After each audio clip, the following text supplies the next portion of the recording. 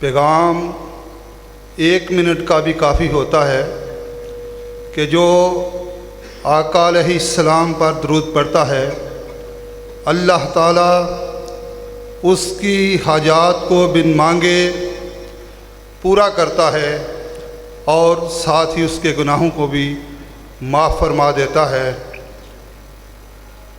اب میں دعوت خطاب دیتا ہوں ہماری جماعت کے عظیم اسکالر، عظیم محسن اور ہماری جماعت کے مایہ ناز حتیم حضرت مولانا اشرف شہزاد سلفی آف اوکاڑا۔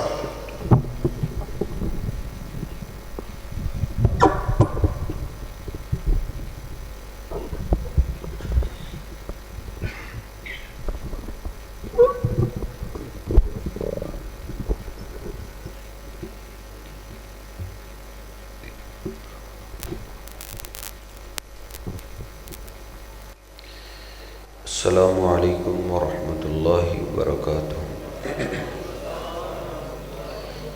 ان الحمد للہ نحمده ونستعینه ونستغفره ونؤمن به ونتوکل علیہ ونعوذ باللہ من شرور انفسنا ومن سيئات أعمالنا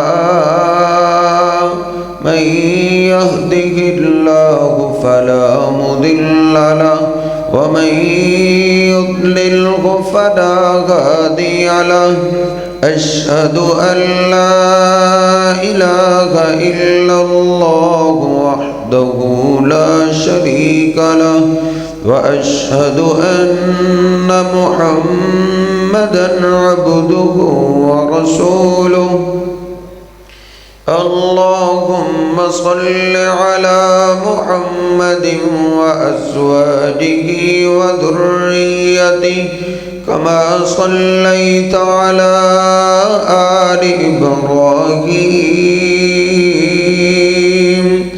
وبارك على محمد وأزواجه وذريته كما باركت على آل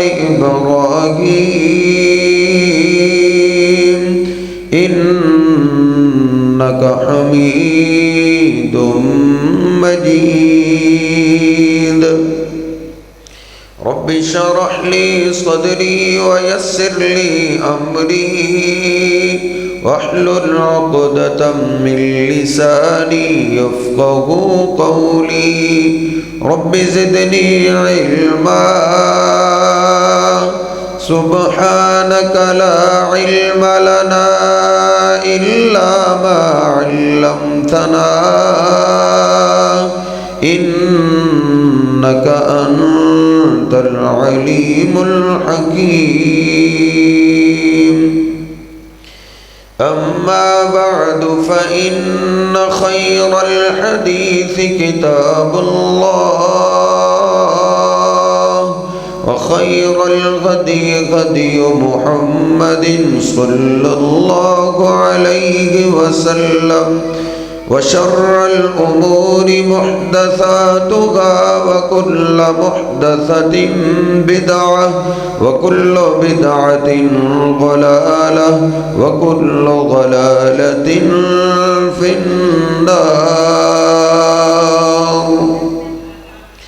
أعوذ بالله السميع العليم من الشيطان الرجيم من همزه ونفخه ونفسه بسم الله الرحمن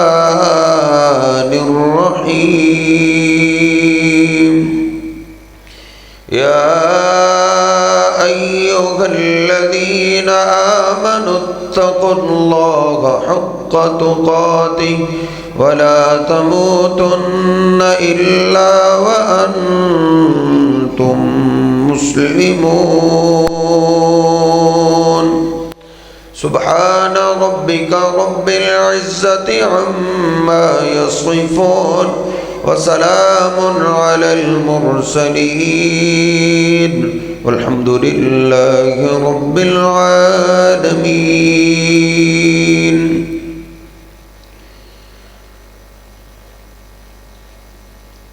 اللہ سبحانہ و تعالی قرآن پاک میں ایمان والوں کو خطاب کرتے ہوئے فرماتا ہے یا ایھا الذین آمنوا قوا انفسکم واہلیکم نارا. او ایمان والو، اپنے آپ کو اور اپنے گھر والوں کو آگ سے بچا لو. وقودها الناس والحجارہ، کیونکہ وہ آگ جو رب نے بھڑکائی ہے وہ دنیا کی آگ جیسی نہیں ہے. وقودها الناس والحجارہ، آج اس آگ کو پتھروں کے ساتھ بھڑکایا جا رہا ہے. ایک صحابی نے عرض کیا اللہ کے رسول، وہ پتھر دنیا کے پتھروں جیسے ہیں؟ آپ نے فرمایا نہیں. لو وضع علی جبال الدنیا، اگر جہنم کے پتھر کو نکال کے دنیا کے سب سے بڑے پہاڑ پہ رکھا جائے لذابت منہا، تو وہ سارا پہاڑ پگھل کے پانی بن جائے گا. اللہ رب العزت فرماتا ہے ایمان والو، اپنے آپ کو، اپنے گھر والوں کو، اپنے بیوی بچوں کو اس آگ سے بچا لو. علیہا ملائکۃ غلاظ شداد لا یعصون اللہ ما امرہم. اور اس آگ پہ اللہ نے وہ فرشتے مقرر کیے ہیں جو بڑے سخت ہیں، ان کو کسی پہ ترس نہیں آتا، بس وہ وہی کرتے ہیں جس کا اللہ ان کو حکم دیتا ہے. مسلمانوں کا اصل یہ کام ہے کہ اپنے آپ کو، اپنی اولاد کو، اپنے گھر والوں کو اللہ کے عذابوں سے بچا لیں. اس لیے نبی پاک صلی اللہ علیہ وسلم نے فرمایا کلکم راع وکلکم مسئول عن رعیتہ. تم میں سے ہر بندے کو اللہ نے نگران مقرر کیا ہے. ضروری نہیں ہے تو وزیر بن جائے، مشیر بن جائے، بادشاہ بن جائے تو پھر ہی تو نگران ہے. نہیں، نبی پاک صلی اللہ علیہ وسلم فرماتے ہیں ہر ایک کو رب نے نگران بنایا ہے، اور اس سے اس کی نگرانی کے بارے میں پوچھا جائے گا. وَالرَّجُلُ رَاعٍ عَلَىٰ أَهْلِ بَيْتِهِ. کم از کم ہر آدمی، ہر مرد اپنی چار دیواری پہ نگران ہے، بیوی بچوں پہ نگران ہے. وَهُوَ مَسْئُولٌ عَنْ رَعِيَّتِهِ. جس طرح انسان سے اپنی زندگی کے بارے میں پوچھا جائے گا، اپنے معاملات کے بارے میں پوچھا جائے گا، ایسے ہی اس سے اپنے گھر کے افراد کے بارے میں بھی پوچھا جائے گا کہ ان کی تربیت کیسے کی، ان کا خیال رکھا یا نہیں رکھا. اگر تربیت اچھی ہو جائے، اولاد سنور جائے، اولاد نیک ہو جائے، تو اس میں بھی پہلی شاباش ماں باپ کو ہے. ماں باپ کے لیے یہ نیک اولاد صدقہ جاریہ بنتی ہے. بخاری شریف میں نبی پاک صلی اللہ علیہ وسلم فرماتے ہیں اذا مات احدکم عرض علیہ مقعدہ بالغدو والعشی، جب کوئی مسلمان آدمی قبر میں پہنچ جاتا ہے صبح و شام اس کا جنتی محل اس کو دکھایا جاتا ہے۔ اور مسند احمد میں حسن سند کے ساتھ ہے، ایک دن وہ دیکھتا ہے کہ اس کا محل پہلے سے زیادہ خوبصورت ہو چکا ہے، تو وہ پوچھتا ہے انا لی ھذا، اے میرے اللہ اب تو میں کچھ کر سکتا ہی نہیں، اب تو میں نے کوئی نیکی کی ہی نہیں، کوئی عمل کیا ہی نہیں، بغیر عمل کے یہ جنت میں میرا درجہ بلند کیسے ہو گیا؟ اس کو بتایا جاتا ہے باستغفاری ولدک لک، جب تو دنیا سے آیا تھا تو پیچھے نیک اولاد چھوڑ کے آیا تھا، تیری اولاد بے دین نہیں تھی، تیری اولاد بے نماز نہیں تھی، تیری اولاد گندے نظریات والی نہیں تھی، تو نیک اولاد چھوڑ کے آیا، تو قبر میں آ گیا، تیری اولاد تیرے لیے اللہ سے بخشش کی دعا کرتی رہی ہے، اللہ تیرے گناہ معاف کرتا رہے، وہ معافی مانگتے اللہ تیرے گناہ معاف کرتا رہے۔ آج تیرے کھاتے میں گناہ بچا نہیں تھا، لیکن آج تیرے بیٹے نے تیرے لیے پھر بخشش کی دعا کی ہے، اب گناہ تو تھے نہیں، گناہ معاف کرنے کے بدلے اللہ نے جنت میں تیرا درجہ بلند کر دیا ہے۔ اگر اولاد دیندار ہو، نیک ہو جائے تو اولاد کا بھی فائدہ ہوتا ہے، اور وہ ماں باپ کو بھی فائدہ پہنچاتی ہے جب ماں باپ قبر میں بھی پہنچ جائے۔ لیکن اگر اللہ نہ کرے اولاد بگڑ جائے، بے دین ہو جائے، ڈاکو بن جائے، چور بن جائے، نشئی ہو جائے، تو اس میں بھی پہلا سہرا ماں باپ کے سر پہ۔ یہ غلط سوچ ہے میرا بیٹا ٹھیک تھا، محلے داروں نے خراب کر دیے، کزنوں نے خراب کر دیے، رشتہ داروں نے خراب کر دیے، میرے بیٹے کے دوستوں نے خراب کر دیے۔ نہیں، اولاد کو بگاڑنے والے سب سے پہلے مجرم ماں اور باپ ہے۔ یہ کسی خطیب کی خطابت نہیں ہے، یہ میرے محبوب پیغمبر کا فرمان علی شان ہے۔ صحیح البخاری میں امام بخاری علیہ رحمہ 5 دفعہ یہ حدیث پاک لے کر آئے۔ نبی پاک صلی اللہ علیہ وسلم نے فرمایا ما من مولود الا یولد علی الفطرہ، جو بھی بچہ پیدا ہوتا ہے اچھے نظریے والا ہوتا ہے، اچھے دل و دماغ والا ہوتا ہے، اس کا دل و دماغ گندا نہیں ہوتا، اللہ اس کو شیشے جیسا صاف دل و دماغ دیتا ہے۔ تو پھر قرآن کے دشمن کیسے ہو جاتے ہیں، پھر مسجد کے دشمن کیسے ہو جاتے ہیں، پھر بے دین کیسے ہو جاتے ہیں، پھر بے نماز کیسے ہو جاتے ہیں؟ نبی پاک صلی اللہ علیہ وسلم فرماتے ہیں فَأَبَوَاهُ يُهَوِّدَانِهِ أَوْ يُنَصِّرَانِهِ أَوْ يُمَجِّسَانِهِ،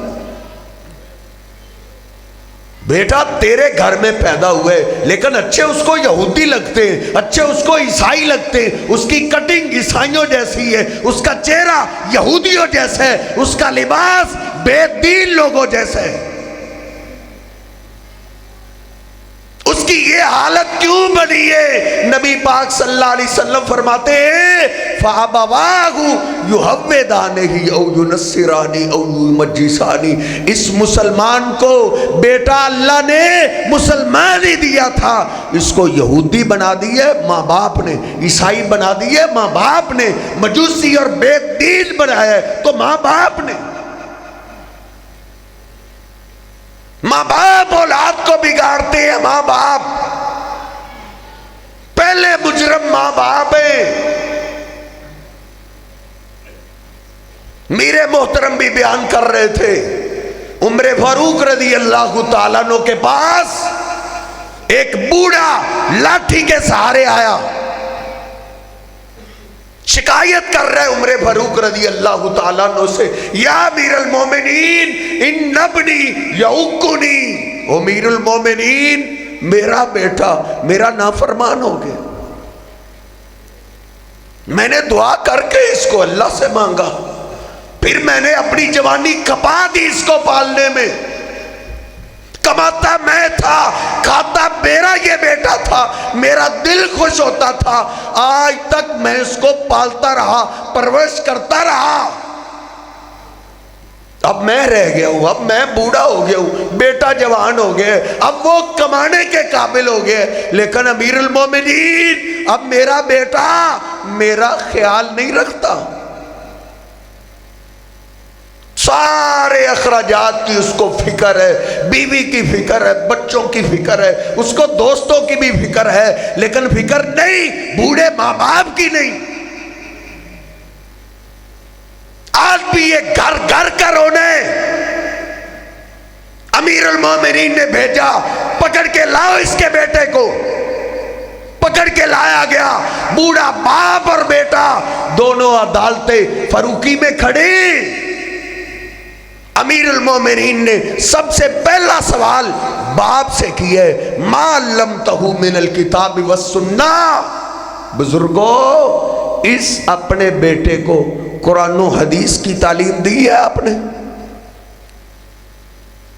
قرآن و حدیث سکھایا ہے؟ جس تعلیم نے, جس علم نے, جس قرآن نے, جس حدیث نے آپ کے بیٹے کو آپ کے حقوق سکھانے تھے, جس تعلیم نے آپ کے بیٹے کو آپ کی آنکھوں کی ٹھنڈک بنانا تھا, وہ تربیت کرنی تھی, کیا وہ دین بھی سکھایا ہے یا نہیں؟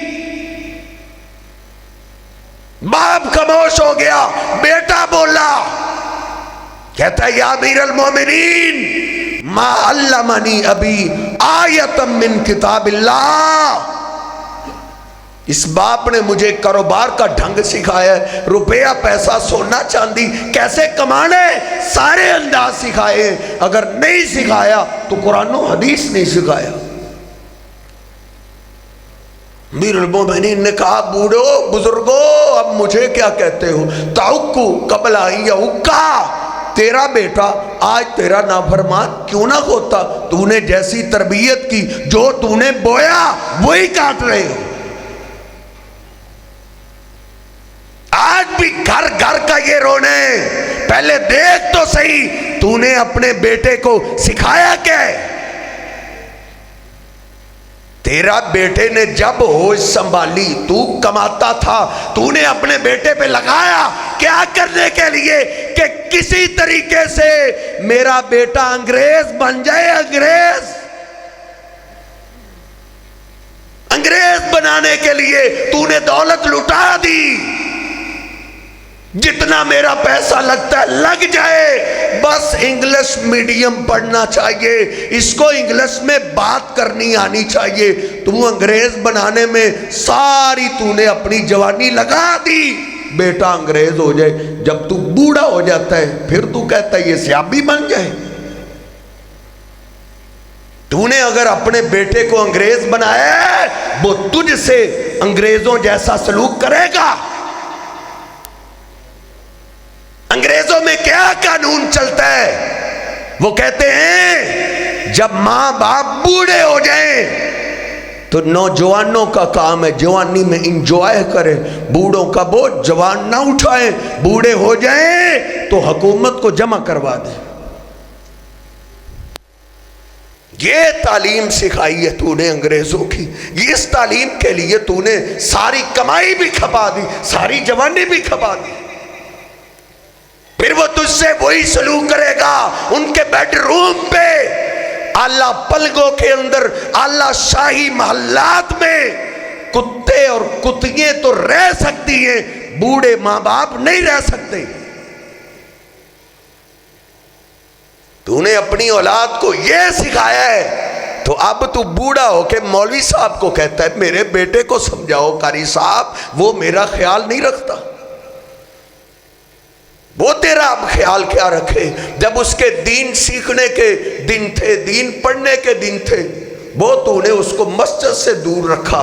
تیرے بیٹے کو مسجد سے نفرت ہوگی, مسجد والوں سے نفرت ہوگی. تیرا بیٹا قرآن کا دشمن بن رہا ہے. ایک چھوٹی سی بچی ہمارے مدرسے میں اس نے قرآن پاک سینے سے لگایا ہوا ہے اور مدرسے کی طرف آ رہی ہے. اتنی ہی بچی سکول سے آ رہی تھی. اس نے پوچھا یہ تم پڑھ کے کیا کرو گی؟ یہ قرآن پڑھ کے تم کیا کرو گی؟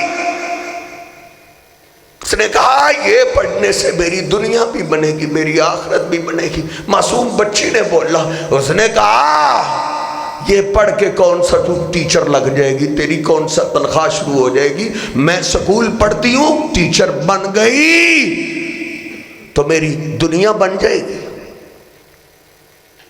لے تو نے اپنی اولاد کو اس سمت پہ لگایا ہے، تو نے اپنی اولاد کو قرآن کا دشمن بنایا ہے. حالانکہ قرآن ہی آپ کے بیٹے کی یہ تربیت کرتا ہے کہ اگر تو کمانے کے قابل ہو گئے، تیری تنخواہ شروع ہو گئی ہے، تیری کمائی شروع ہو گئی ہے، تیری تنخواہ آ گئی ہے، دیکھ اب اس کمائی کا خرچہ سب سے پہلے تیرے بوڑھے ماں باپ سے شروع ہونا چاہیے. لے اس قرآن کی تعلیم کا تو دشمن بن گئے. تیرے محلے میں کوئی باپ کوئی ماں اپنے بیٹے کو قرآن کے لیے وقف کر دے تو اس کو پاگل سمجھتا ہے، لیکن دیکھ تو صحیح قرآن تیرے بیٹے کی تربیت کرتا کیا ہے. یسألونک ماذا ينفقون، یہ آپ سے پوچھتے اب ہم کمانے کے قابل ہو گئے، اب ہماری تنخواہ آ گئی، کمائی آ گئی. ماذا ينفقون، اب یہ کمائی یہ تنخواہ کیسے خرچ کرے، اس کا طریقہ کیا ہے؟ قرآن کہتا ہے کل ما انفقتم من خیر فللوالدین والاقربین. اب تو کمانے کے قابل ہو گیا، تیری تنخواہ آ گئی، اب اس کا خرچہ تو نے شروع بوڑھے ماں باپ سے کرنا ہے. تیرے اپنے خرچے بات کے، تیرے بیوی بچوں کے خرچے بات کے. یہ قرآن کی تعلیم ہے اور حدیث پاک بھی آپ کے بیٹے کی تربیت یہی کرتی ہے کہ خرچ کا آغاز اپنے بوڑھے ماں باپ سے کیجئے. اور یاد رکھیے یہ واحد اللہ کا اتارا ہوا دین ہے جو یہ تربیت کرتا ہے، اور کوئی تعلیم بھی یہ تربیت نہیں کرتی. صحیح البخاری کھولیے، نبی پاک صلی اللہ علیہ وسلم فرماتے ہیں 3 آدمی غار میں پھنس گئے تھے، 2 نے اپنی اپنی نیکیوں کا تذکرہ کیا، پتھر اتنا نہ ہٹا کہ وہ باہر آ سکے. ان دونوں نے تیسرے کو کہا او تیرے پاس بھی کوئی نیکی ہے تو پیش کر. اس نے روتے ہوئے بولا اے اللہ، غریب میں تیرا بندہ ضرور ہوں، بکریے چراتا ہوں اور میرے گھر کا گزران بکریوں کے دودھ پہ ہی ہوتا ہے، لیکن اے اللہ غریب ضرور ہوں، میری 4 دیواری میں سب سے زیادہ عزت میرے بوڑھے ماں باپ کی ہے. شام تک میرے بچے میرا انتظار کرتے رہتے، شام کو ہم دودھ پی لیتے ہیں، صبح کو تھوڑا دودھ ہوتا ہے اس سے ناشتہ کر لیتے، پھر سارا دن میرے بچے میرے آنے کا انتظار کرتے رہتے ہیں. غریب ضرور ہوں لیکن میری زندگی کا ایک قانون رہا ہے، جب میں دودھ دوتا ہوں سب سے پہلے اپنے بوڑھے ماں باپ کو پلاتا ہوں، بیوی بچوں کو بعد میں پلاتا ہوں. اللہ تو جانتا ہے نا، ایک دن میرے آزمائش کا تھا، امتحان کا تھا، بکریے چراتے چراتے میں دور نکل گیا، دیر سے واپس آیا، دروازے پہ پہنچا، بچے بھاگے ہوئے آئے، بابا آئے ہمیں دودھ پلائیں گے. میں نے جلدی سے اپنی بکریوں کا دودھ دویا اور پیالہ پکڑا میں نے، بچے میرے پیچھے پیچھے، بابا بھوک لگی ہے دودھ چاہیے. سب سے پہلے میں اپنے بوڑھے ماں باپ کے پاس پہنچا، فَإِذَا هُمَا نَائِمَانِ، میرے بوڑھے ماں باپ میرے پہنچنے سے پہلے سو چکے تھے. اللہ پھر میں نے اپنے بوڑھے ماں باپ کی نیند کو خراب نہیں کیا، پتہ نہیں کتنی مشکل سے ان کو نیند آئی ہوگی. میں پیالہ پکڑ کے بوڑھے ماں باپ کے سرانے کھڑا ہو گیا. وَالصَّبِيَّةُ يَتَزَاغَوْنَ عِنْدَ قَدَمَيَّ، صحیح البخاری کے الفاظ ہیں میں پیالہ پکڑ کے ماں باپ کے سرانے کھڑا ہو گیا اور بچے میرے پاؤں کے ساتھ چمٹ کے مجھ سے دودھ مانگتے رہے. اے بابا ہم کب سے آپ کا انتظار کر رہے ہیں, ہمیں بھوک لگی ہے, آپ ہمیں دودھ نہیں پلا رہے. میں نے کہا یہ نہیں ہو سکتا کہ میرے ماں باپ بھوکے سوئے رہیں اور ان سے پہلے میں تمہیں دودھ پلا دوں. تم نے سونے ہی کیوں دیا, تم نے سونے ہی کیوں دیا؟ آج میں تمہیں دودھ پلا دوں. ایسے تو آپ میرے ماں باپ کو ہر روز سلا دیا کریں گے, یہ نہیں ہو سکتا. اے اللہ تجھے تو یاد ہے نا, میں اپنے ماں باپ کے سرانے کھڑا رہا, بچے میرے پاؤں کے ساتھ چمٹ کے دودھ مانگتے رہے. ذاک دابی ودابہم حتی اصبح, میری اور میرے بچوں کی یہی کیفیت رہی کہ صبح ہو گئی. پھر میرے ماں باپ اپنی نیند پوری کر کے خود بیدار ہوئے.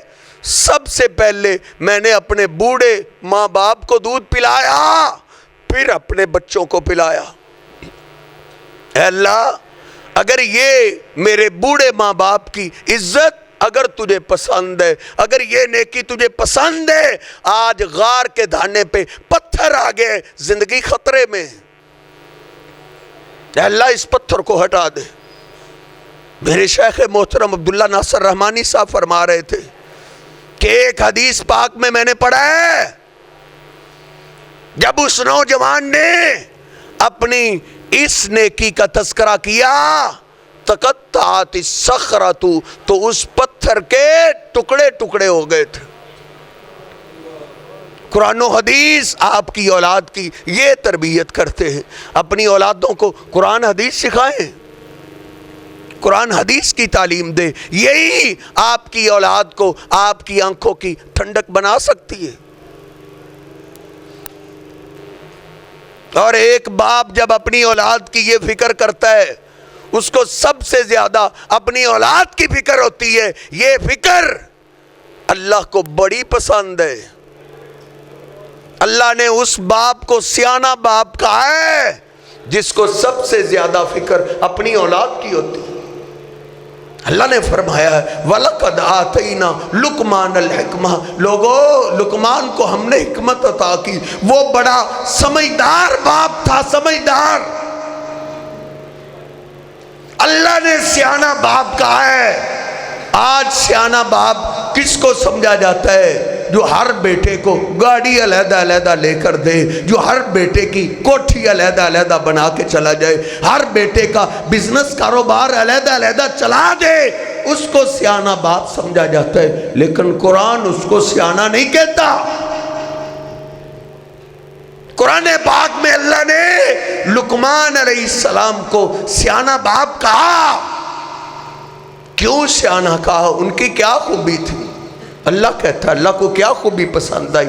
اللہ کہتا ہے اِذْ قَالَ لُقْمَانُ لِابْنِهِ وَهُوَ يَعِظُهُ, اس وقت کو یاد کرو جب لقمان اپنے بیٹے کو سامنے بٹھا کے واعظ کیا کرتے تھے. پرے پچیت میں بڑی باتیں کرنی آتی ہے, دوستوں میں بیٹھ جائیں تیری زبان نہیں تھمتی. اپنی اولاد کو بھی سمجھایا کر, اس کو بھی واعظ کیا کر. لقمان علیہ السلام کی یہ ادا, جس طرح آپ تشریف فرمائیں اور میں واعظ کر رہا ہوں آپ سن رہے ہیں, لقمان علیہ السلام اپنے بیٹے کو ایسے سامنے بچھا کے واعظ کیا کرتے تھے.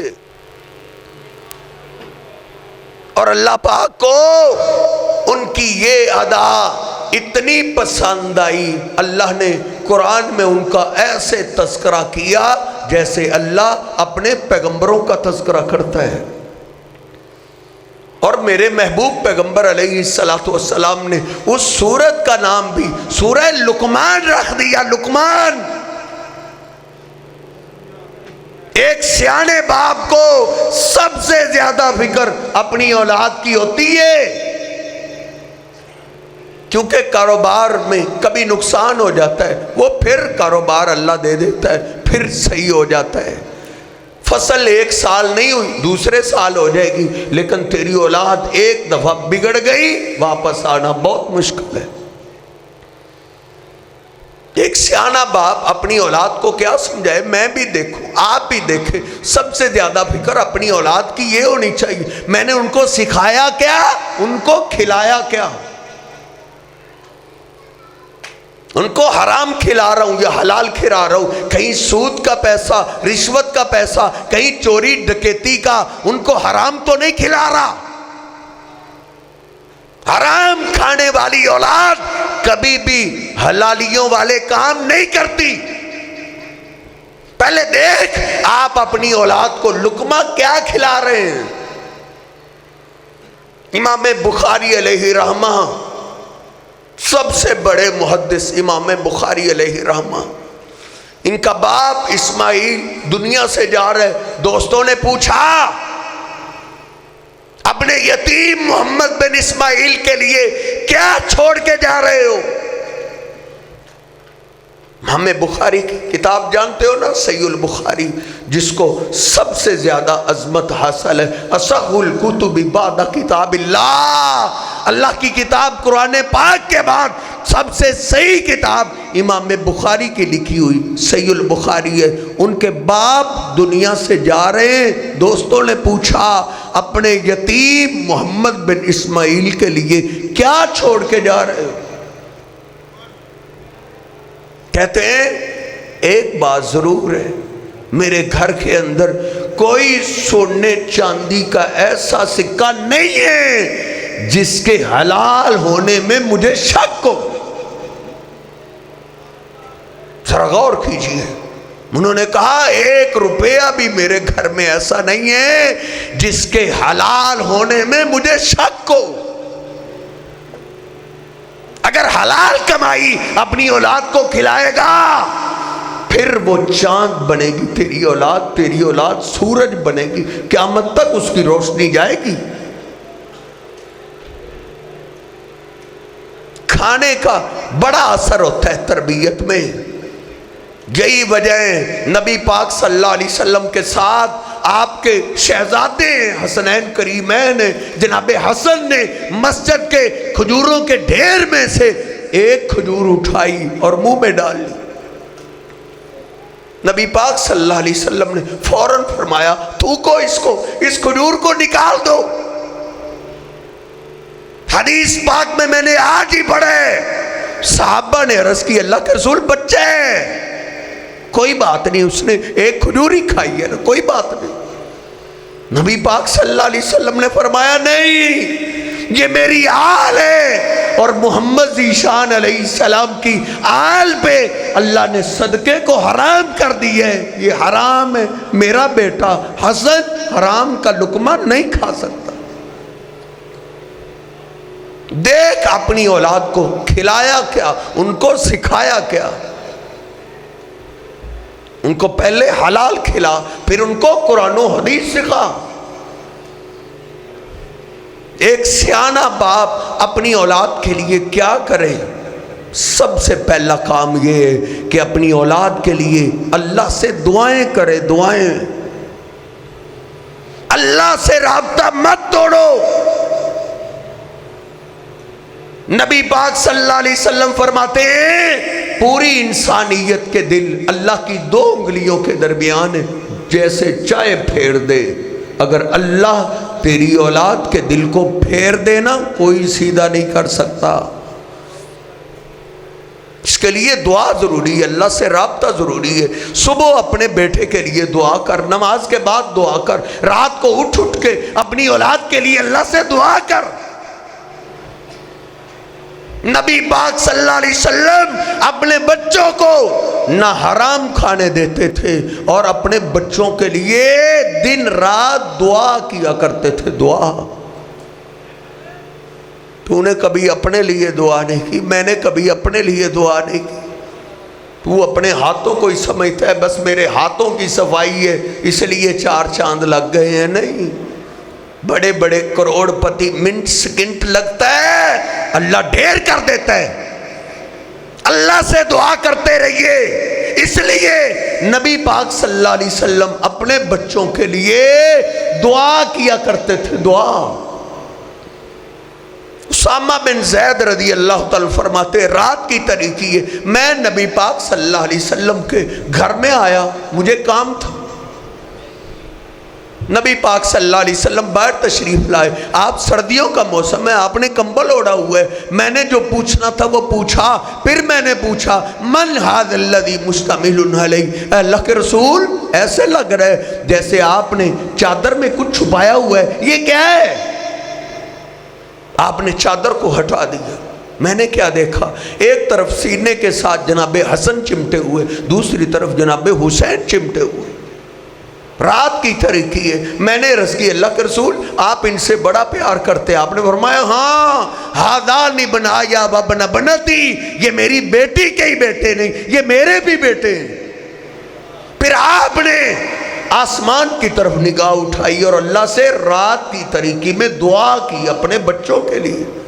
اللہم انکا تعلم انی احبکما فاحبکما, اے اللہ تو جانتا ہے میں اپنے ان بچوں سے بڑا پیار کرتا ہوں. اے اللہ میں تجھ سے رات کی طریقے میں دعا کرتا ہوں, جیسے میں ان سے پیار کرتا ہوں تو بھی ان سے پیار فرما.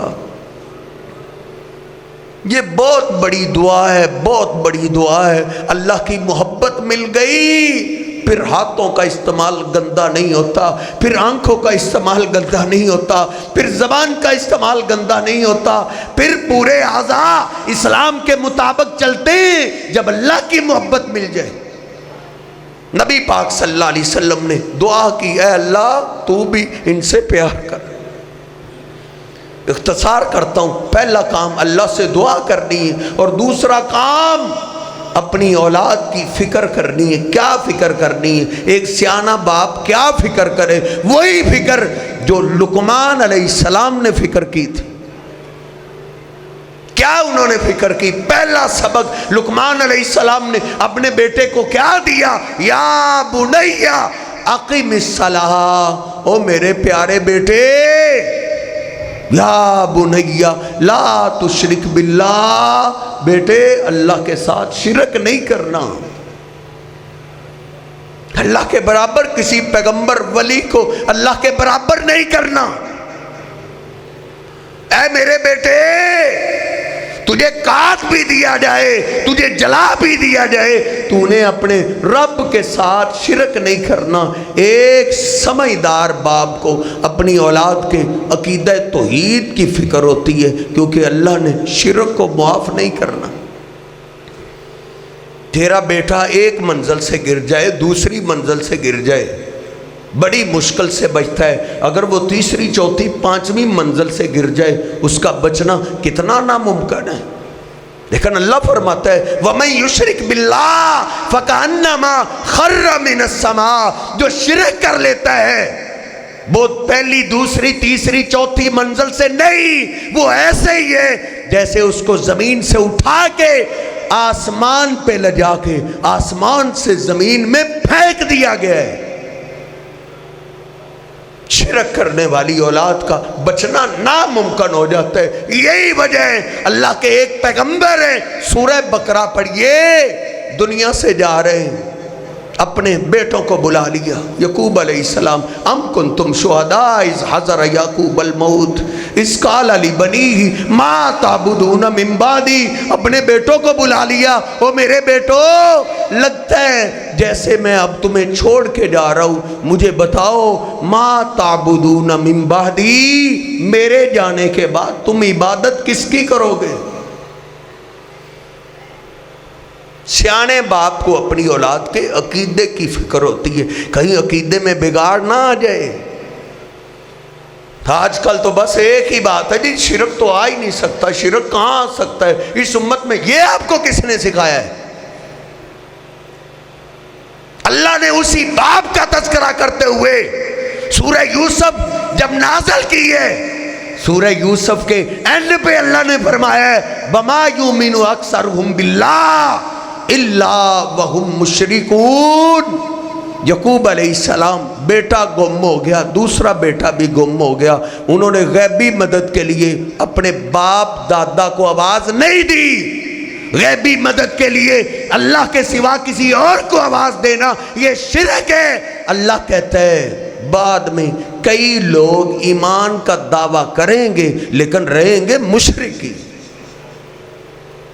اور سنن نبی داؤد کی حدیث پاک ہے، آپ نے فرمایا لا تقوم الساعہ حتی تلحق قبائل من امتی بالمشرکین، اس وقت تک قیامت نہیں آئے گی جب تک پورے خاندان، پورے محلے اور پوری جماعتیں مشرکوں کے ساتھ مل جائیں گے، وہ بھی شرک کرنا شروع ہو جائیں گی۔ کوئی بت کو پوجے گا، کوئی چھلے کو پوجے گا، کوئی کسی قبر درگاہ کو پوجنے والے ہوں گے۔ آپ فرماتے ہیں قیامت کے قریب خاندانوں کے خاندان مشرک ہو جائیں گے۔ سیانے باپ کو اپنی اولاد کے عقیدے کی فکر ہوتی ہے، اور دوسری اور آخری فکر کیا ہوتی ہے سیانے باپ کو اپنی اولاد کی؟ وہی جو لقمان علیہ السلام کو اپنے بیٹے کی فکر تھی۔ کیا دوسری بات کہی؟ یا بنیا اقیم الصلاۃ، او میرے پیارے بیٹے تو نے کبھی نماز نہیں چھوڑنی، کبھی نماز کا ناغہ نہیں کرنا بیٹے، نماز کے لیے وقت نکالنے سے تیرا رزق کم نہیں ہوگا۔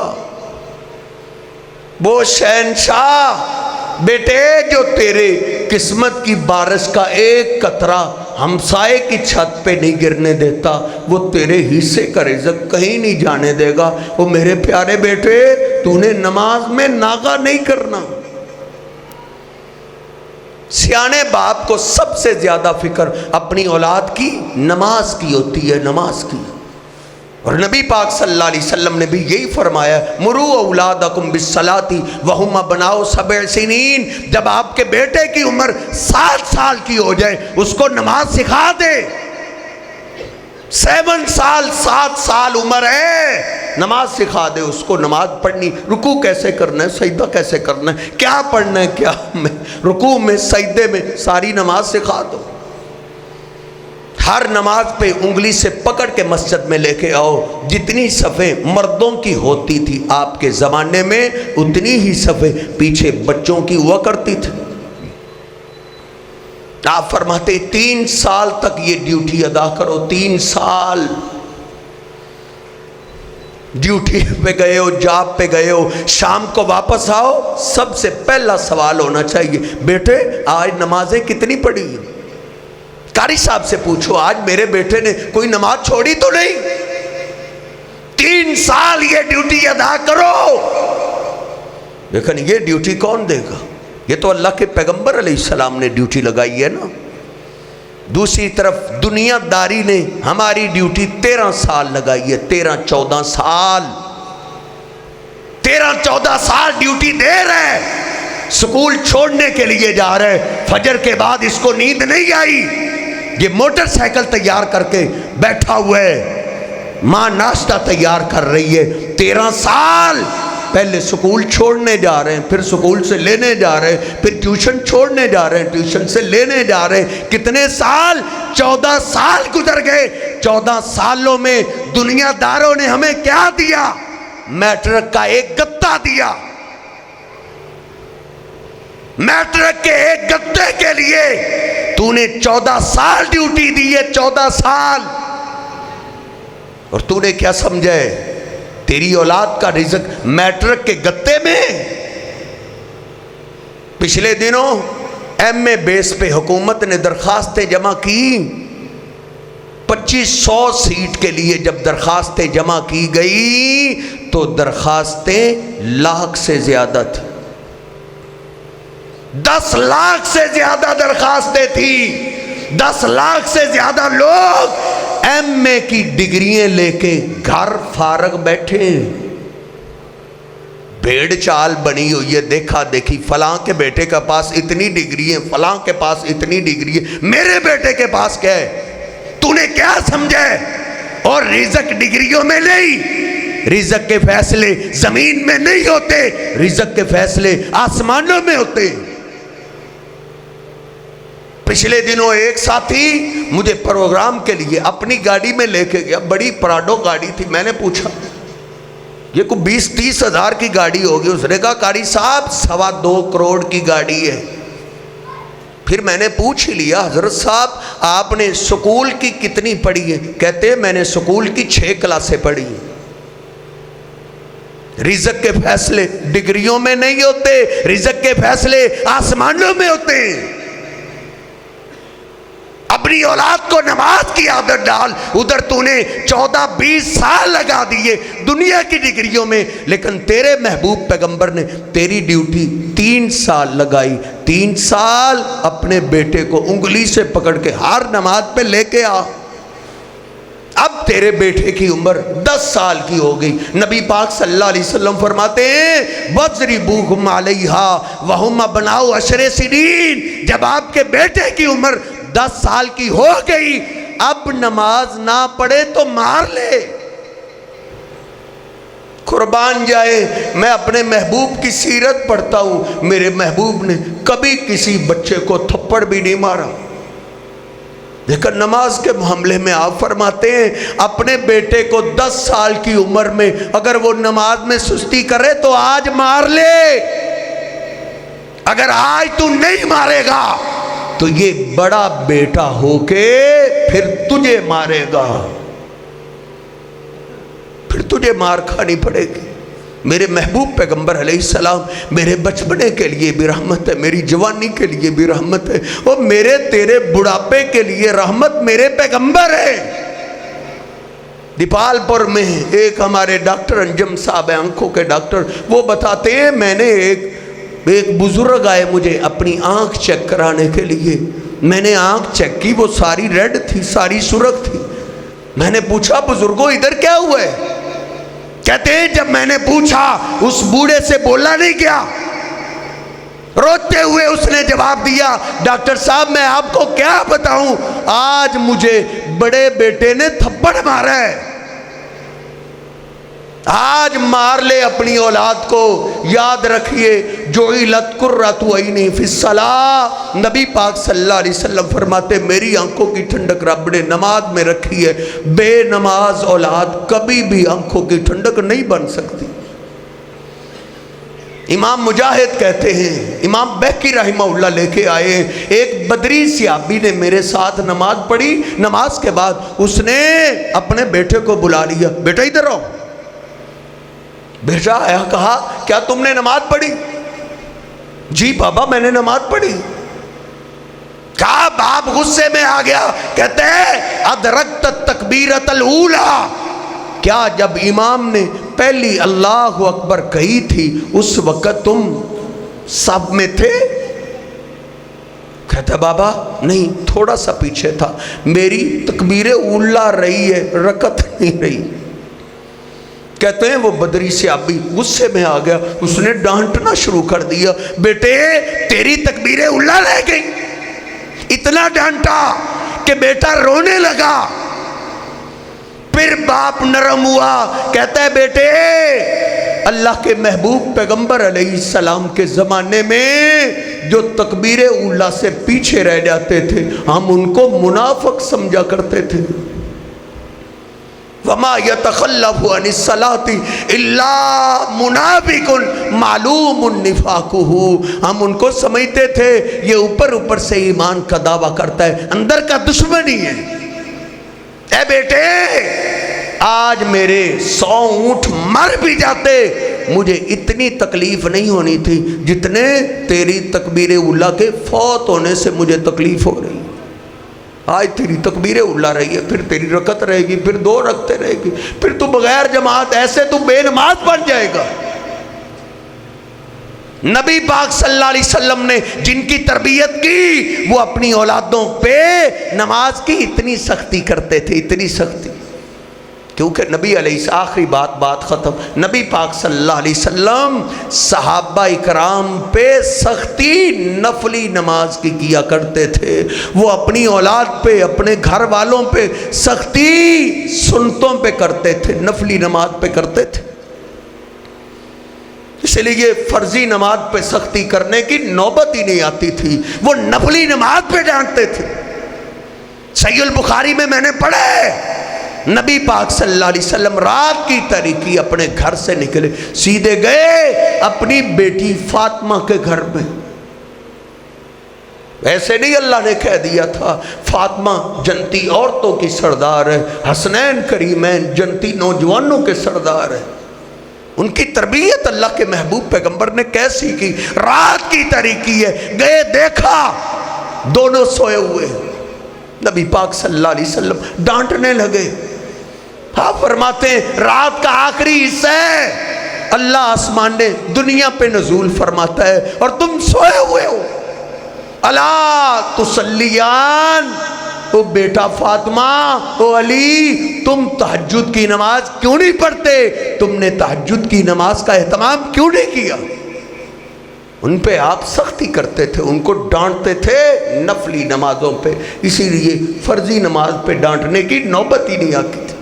اس لیے میرے محترم بھائیوں، اس معاملے کے اندر ہمارے اندر بڑی سستی ہے۔ اللہ رب العزت مجھے اور آپ کو اپنی اپنی اصلاح کرنے کی توفیق عطا فرمائے۔ اللہ جن کے پاس اولاد ہے نیک بنائے، نمازی بنائے، آنکھوں کی ٹھنڈک بنائے۔ جن کے پاس یہ میٹھے میوہ نہیں ہیں اللہ پاک ان کو عطا فرمائے۔ وَأَقُولُ قَوْلِي هَٰذَا أَسْتَغْفِرُ اللَّهَ لِي وَلَكُمْ وَلِسَائِرِ الْمُسْلِمِينَ۔